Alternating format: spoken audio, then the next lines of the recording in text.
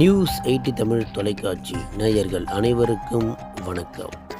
News 80 Tamil தொலைக்காட்சி இந்த வாரம் சிறப்பு பார்வையில் நாம் காண இருப்பது, தொடர்ந்து கால்நடை விவசாயிகளுக்காக கால்நடை விவசாயிகள் முன்னேற்ற நலச்சங்கத்தின் தலைவர், சென்னை உயர்நீதிமன்ற வழக்கறிஞருமான முனைவர் தங்க சாந்தகுமார் அவர்கள் கால்நடைகளுக்காக போராடி வருவது அனைவரும் அறிந்ததே.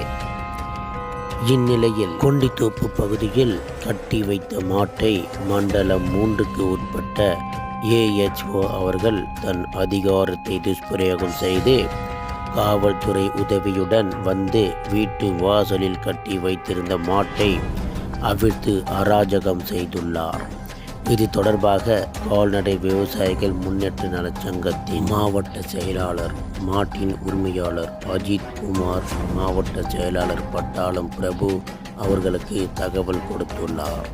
அதை அறிந்த பட்டாளம் பிரபு அவர்கள் சம்பந்தப்பட்ட அதிகாரியின் மீது சட்டப்பூர்வமாக நடவடிக்கை எடுப்பதற்காக மண்டலம் 3இல் உள்ள ஜோனல் ஆபீசர் அவர்களை நேரில் சந்தித்து வட சென்னை மாவட்டத்துக்கு உட்பட்ட 50க்கும் மேற்பட்ட கால்நடை விவசாயிகள் ஒன்றிணைந்து பட்டாளம் பிரபு அவர்களின் தலைமையில் மாநில தலைவர் வழக்கறிஞர் தங்க சாந்தகுமார் அவர்களை அழைத்து சென்று மனு கொடுத்துள்ளார்.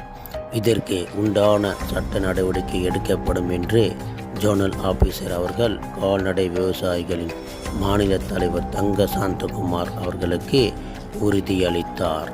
இதை பற்றி வழக்கறிஞர் தங்க சாந்தகுமார் அவர்களிடம் கேட்டபோது, கொண்டித்தோப்பு பகுதியை சார்ந்த முனியப்பிள்ளை என்ற ஒரு தெருவில் வந்து அஜித்குமார் வந்து மாடு வச்சிருக்காரு.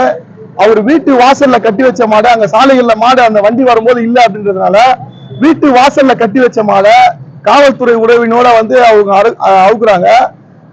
சென்னை மாநகராட்சி ஜிஓ என்ன இருக்குன்னாக்கா, சாலைகளில சுற்றி திரிகிற மாடுகளை பிடிக்க தான் அவங்களுக்கு அனுமதி இருக்கு.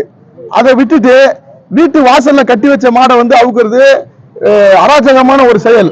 இது தவறான வழிமுறையில வந்து ஏஆர்ஓ என்ன பண்றாருன்னா, காவல்துறையை வந்து துணை கொண்டு அந்த வேலையை செய்யறாரு. காவல்துறையை பொறுத்த வரைக்கும் அவங்க கூப்பிட்டா பாதுகாப்புக்கு தான் வர முடியும். அதனால நம்ம இந்த விஷயத்துல வந்து காவல்துறையை வந்து குறை கூற முடியாது. இதுல வந்து முழுக்க முழுக்க ஏஆர்ஓ வந்து ஒரு தவறான ஒரு விஷயத்தை வந்து செய்யறாரு. இது சம்பந்தமா AHO வந்து தவறான விஷயத்தை செய்யறாரு. அவர் மேல உரிய சட்ட நடவடிக்கை எடுக்கிறதுக்காக ஜோனல் ஆபீசரை பார்த்து தகவல் கொடுத்துருக்கோம், எழுத்துப்பூர்வமா மனு கொடுத்துருக்கோம். இது உரிய முறையில அவங்க வந்து இது மாதிரி செய்யல அப்படின்னு சொன்னாக்கா இந்த சட்ட போராட்டம், ஜனநாயக போராட்டம் வந்து தொடரும் என்று சொல்லிக்கிறேங்க. கால்நடைகள் பாத்தீங்கன்னா உங்களுக்கே தெரியுது, நிறைய கால்நடைகளால பொதுமக்கள் வந்து பெரிய பாதிப்பு சொல்றாங்க. தொடர்ந்து இது நடந்துக்கிட்டு தான் இருக்குது. நீங்களே சாலையில போறவங்க மாடு தலையை ஓடியாந்துடுது, இது அதை தானே சொல்றாங்க. நீங்க கொஞ்சம் வீட்லயே கட்டி போடலாம்ல. வீட்டுல கட்டி போட்ட மாதிரி தான் அவுத்துருக்காங்கன்னு இப்ப பிரச்சனை.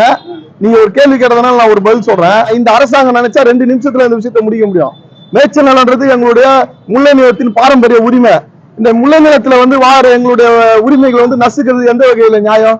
2வது, மேய்ச்சல் நிலங்கள் எல்லாம் தனியாருக்கு பட்டா போட்டு வித்துட்டு மாடுகள் ரோட்ல வருதுன்னா எப்படி வராம இருக்கும்? அப்ப இங்க இருக்கிற விவசாயிகளுக்கு நவீன மாட்டு தொழுவை அமைத்து கொடுக்கணும் பல முறை நாங்க வந்து அரசாங்கத்துக்கு கோரிக்கை வைக்கிறோம்.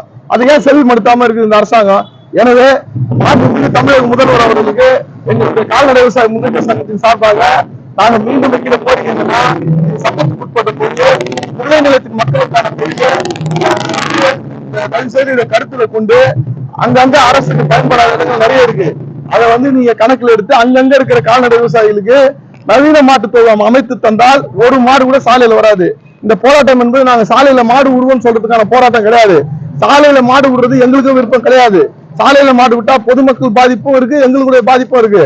இதனாலதான் பல தடவை அரசாங்கத்துக்கு கோரிக்கை வச்சு இந்த பிரச்சனைக்கு தீர்வு காணணும்னு சொல்லி நாங்க நவீன மாட்டு தொழுவம் அமைத்து கொடுங்கன்னு கேட்கிறோம். ஆனா திரும்ப திரும்ப திரும்ப மாடை வந்து நான் பிடிப்பேன், அபராதம் போடுவேன், இல்லைன்னா மாடை பறிமுதல் பண்றோம் அப்படின்னு சொல்றதுக்கு ஒவ்வொரு கால்நடை விவசாயியும் அவங்க தூக்குல போட்டாங்கன்னா நல்லா இருக்கும். அதுதான் கடைசியான இதுக்கு முடிவா இருக்கும்.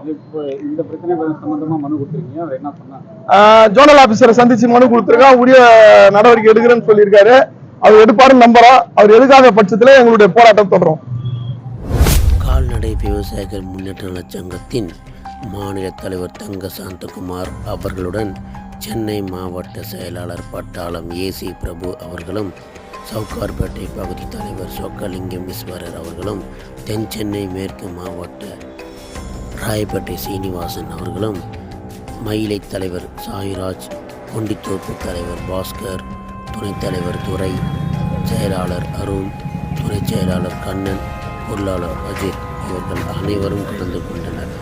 அது மட்டுமல்லாமல் பிரசாந்த், உதயா, ராஜ், நாராயணன், சதீஷ், பழனி, குமார், வேதா, சம்பத், தினேஷ், கதீர், பாபு, ஜெகன், மூர்த்தி, மோகன், ஜெகன், அப்துல் காதர், சுப்பிரமணி, விஜய், கண்ணன், தாஸ், ஜானி, சுதாகர், பிரகாஷ், சீனா, சண்முகவள்ளி, தேவகி அம்மாள், சீனிவாசன், ஏகாம்பரம், திருவேங்கடம், சூளை, பாபு இவர்கள் அனைவரும் கால்நடையை வைத்து கால்நடை விவசாயிகள் முன்னேற்ற நலச்சங்கத்தின் மாநில தலைவர் தங்க சாந்தகுமார் அவர்கள் கூறுவது போல், கால்நடைகளை சாலையில் விடுவது எங்களது நோக்கமல்ல.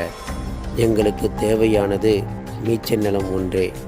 இவையே தான் தங்க சாந்தகுமார் அவர்கள் கூறி வருகிறார். தங்க சாந்தகுமார் கூறுவது நிறைவேறுமா இல்லையா என்பது கேள்விக்குறியாகவே இருக்கிறது. இச்சங்கத்தை சேர்ந்த அனைவரும் இதற்கான போராட்டங்கள் பல நடத்தி உள்ளனர். இருந்தாலும் எந்த பயனும் அளிக்காததால் கால்நடை விவசாயிகள் முன்னேற்ற நலச்சங்கத்தின் தலைவர் மற்றும் பொறுப்பாளர்கள் அனைவரும் வேதனையாகவே உள்ளனர். கால்நடைகள் சாலையில் திரிவதும் அதிகாரிகள் அதை இழுத்து பிடித்து செல்வதும் வாடிக்கையாக நடப்பதாகவே தெரிகிறது. இருந்தாலும் இவர்கள் கூறுவது போல் நீச்சல் நிலம் அமையுமா, இல்லை அதிகாரிகள் அதற்கு தீர்வு தருவார்களா? நாமும் பொறுத்திருந்து பார்ப்போம். மீண்டும் அடுத்த சிறப்பு பார்வையில் சந்திப்போம். நன்றி, வணக்கம்.